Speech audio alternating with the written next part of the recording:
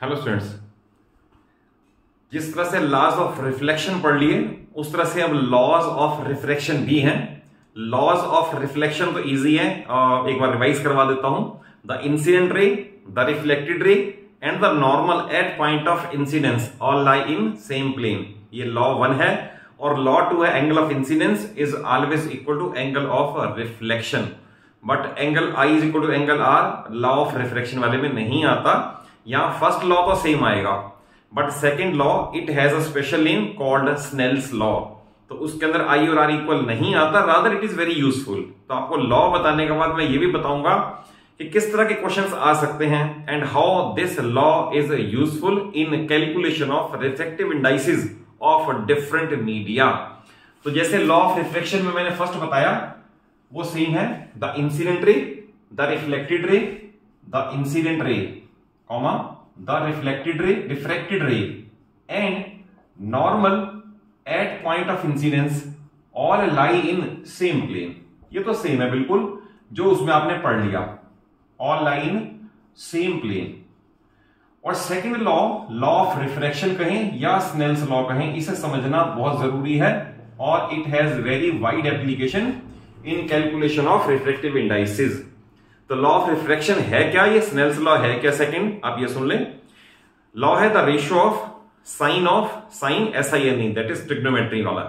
The ratio of sine of angle of incidence to the sine of angle of refraction for a given pair of medium, for a given pair of medium means कोई से दो medium हो, is constant and is called the refractive index of second medium with respect to first medium. Again सबसे simple case हम ले लेते हैं rectangular glass slab का। सपोज ये मीडियम एयर है और ये सपोज मीडियम ग्लास है और रे ऑफ लाइट यहां से इसमें एंटर करती है, तो ऑब्वियस है ये मीडियम नंबर 1 है, ये मीडियम नंबर 2 है। तो आपको मैंने बताया लॉ की लैंग्वेज में refractive index of medium 2 with respect to 1 is given by ratio of sine of angle of incidence to the sine of angle of refraction. Suppose इसमें हमें यह पता चल जाए ये कितना है, लेट अस से 45 डिग्री है, और ये पता चल जाए कितना है, लेट अस से 30 डिग्री है। तो हमने कैलकुलेट कर लिया angle I is equal to let us say 45 degree और angle R is equal to let us say angle 30 degree. तो इसके बाद ट्रिग्नोमेट्री के अंदर ट्रिग्नोमेट्रिकल टी रेशियोज में जो आपको 30 डिग्री, 45 डिग्री और 60 डिग्री है, they are suppose to be known to you, ये पता होनी चाहिए वैल्यू। अदरवाइज कोई और वैल्यू होगी ना, जैसे साइन 12 डिग्री या साइन 43 डिग्री, तो फिर वो या तो आपको एग्जाम में 10th के लेवल तक गिवन होती है या उसके लिए फिर ट्रिग्नोमेट्रिकल टेबल कंसल्ट करनी पड़ती है।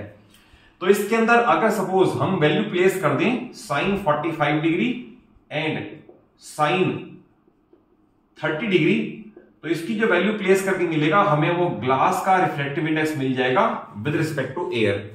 तो इसमें स्नेल्स लॉ हमें मीडियम का रिफ्रैक्टिव इंडेक्स कैलकुलेट करने में हेल्प करता है। और ये इट इज नॉट नेसेसरी कि रे of light should come from air. अगर वो एयर से आती है तो ध्यान रखना इसके लिए दो वर्ड यूज होते हैं, one is absolute refractive index, other is a relative refractive index.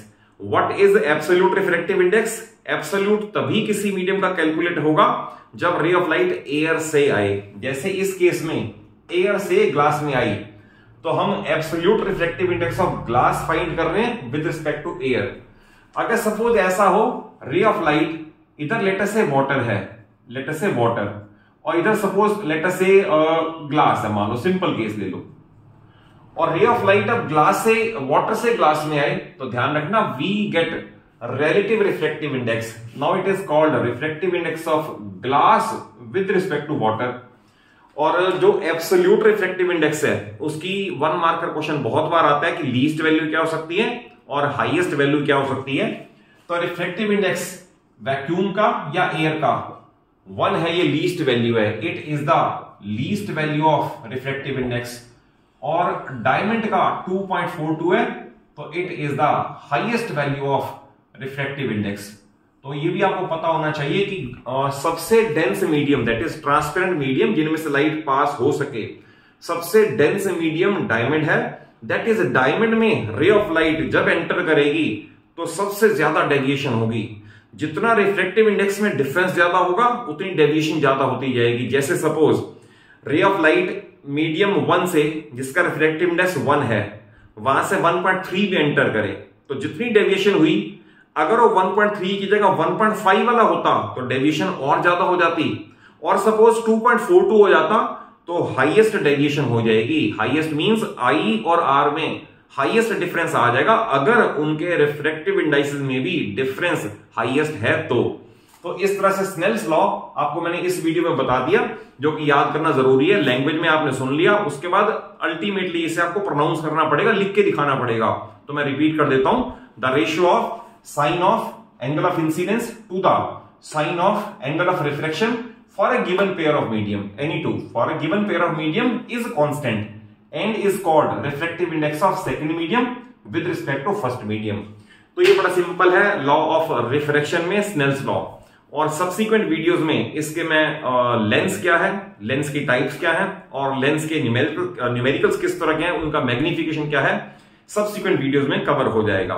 और अगर कॉन्सेप्चुअली अच्छा लगा हो, समझ आया हो, तो जरूर इसे अच्छा सा लाइक दे दो और अपने सभी फ्रेंड्स को शेयर कर लो। Thank you for watching the video.